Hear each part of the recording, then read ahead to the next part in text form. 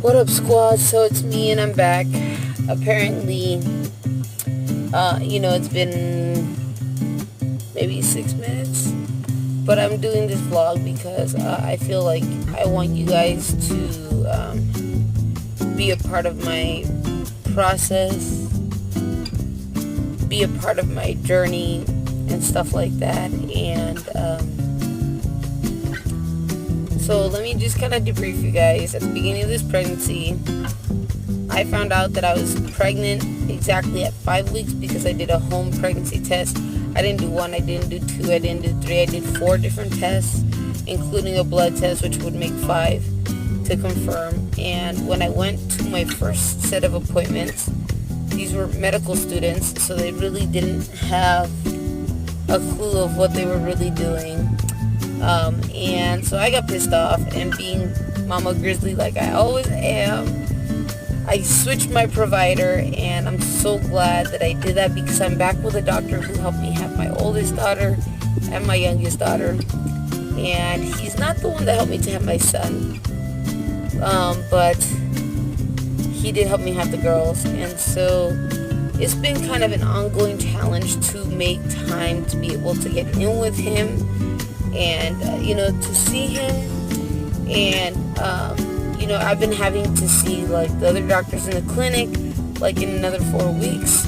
Supposedly, I will go in and see the other actual male doctor that's there. The other doctors and the midwife that's there, they're the most friendliest people, but they have little to no knowledge.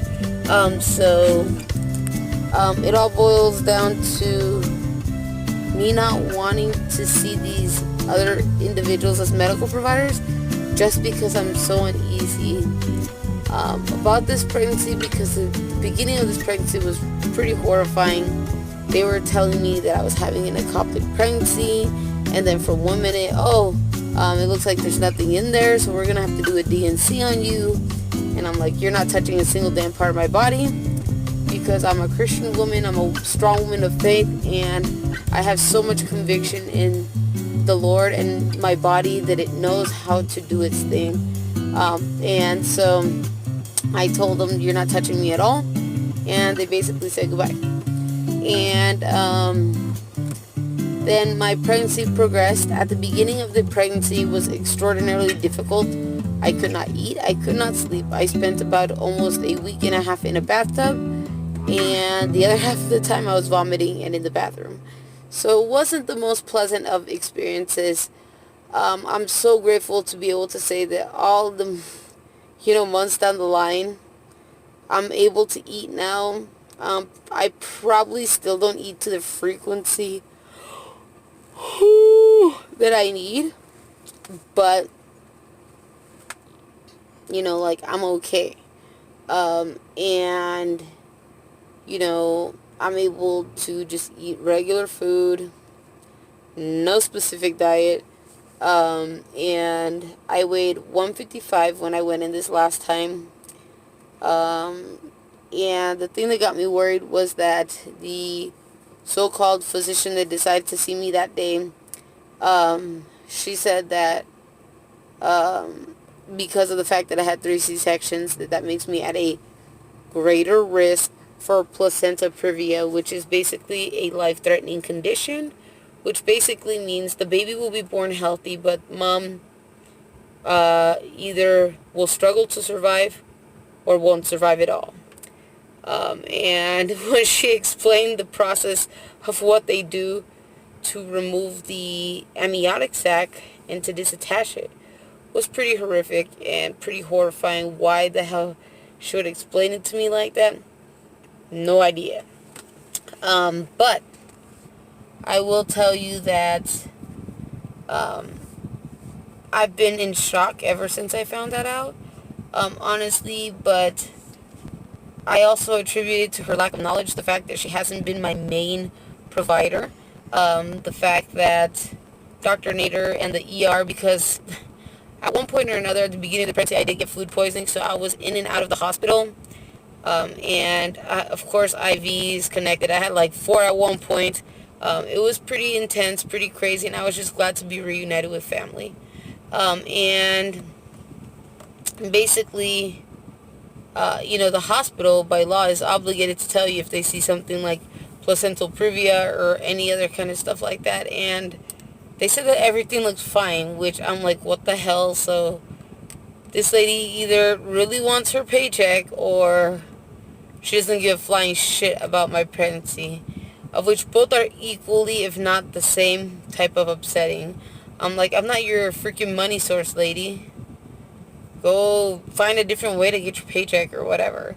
And I do gotta say that with this pregnancy, with this time around, with my son Zeke, he is right there, knocked out and cute. But with him, I was educated. I didn't circumcise him and I didn't vaccinate. And he is incredibly healthy. This little boy has literally been seriously ill only one time in his life. And the rest has been a piece of cake. And so he's 100% intact, vaccine free, and healthier than ever. And I think that's one of the biggest cover-ups from these mainstream pediatricians and just general doctors, that they don't want people to know that the vaccines is the only way that they keep you coming back. That's how they keep the population sick.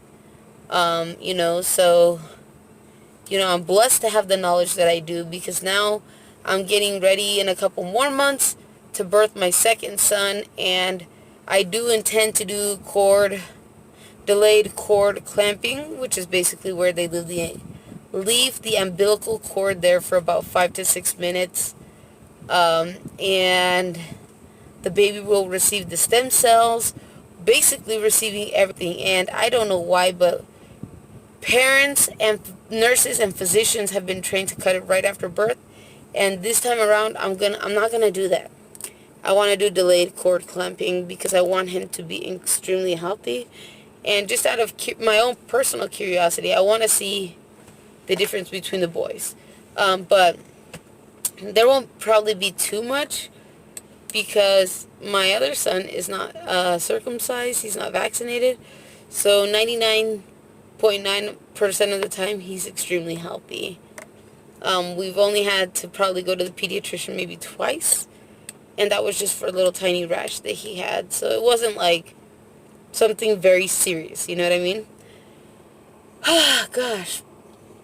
So I'm very blessed to be able to share that information with you guys, and like I said, I want you guys to be a part of my journey. I gotta ask the hospital about the procedure to record the birth live.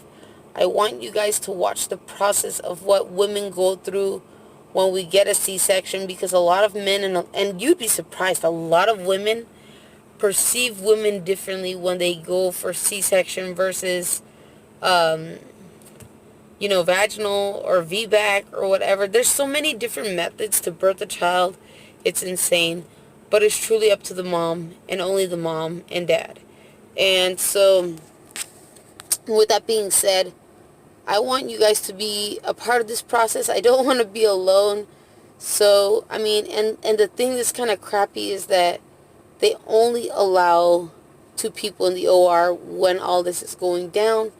So to make sure and reassure that this happens, I do need to find another co-buddy that is willing to come the day of my labor and just oversee that the doctor and nurses do the delayed cord clamping. They don't harass me to vaccinate.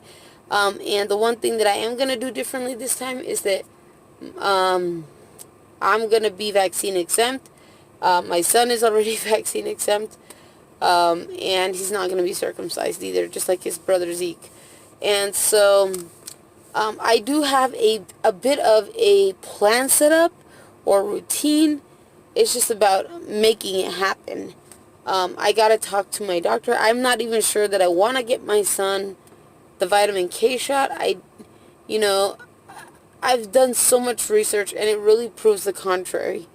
So I'm kind of to the point of like, F you, I'm not going to get vitamin K vaccine either. So, And a lot of these nurses will put the petty argument that it stops the blood from coagulating and the blah, blah, blah, blah. But it's bullshit. It actually causes cancers and does various other, I guess, harmful things to the baby in that time of birth. And so one of the things that I'm planning to do is the delayed cord clamping. I'm planning on doing the vitamin K drops instead of the vaccine. And like I said, he's exempt already, so I don't think I'll have too much of an issue. And so let's just see what happens, guys. And I guess as soon as the laboring process starts, we'll see how it goes. I want to be able to live record my birthing journey, good, bad, or indifferent. So hopefully this give you guys a bit of an update. And all I can say now at this point is stay blessed, be safe, and constantly be vigilant, guys. I love you, squad. I'm out.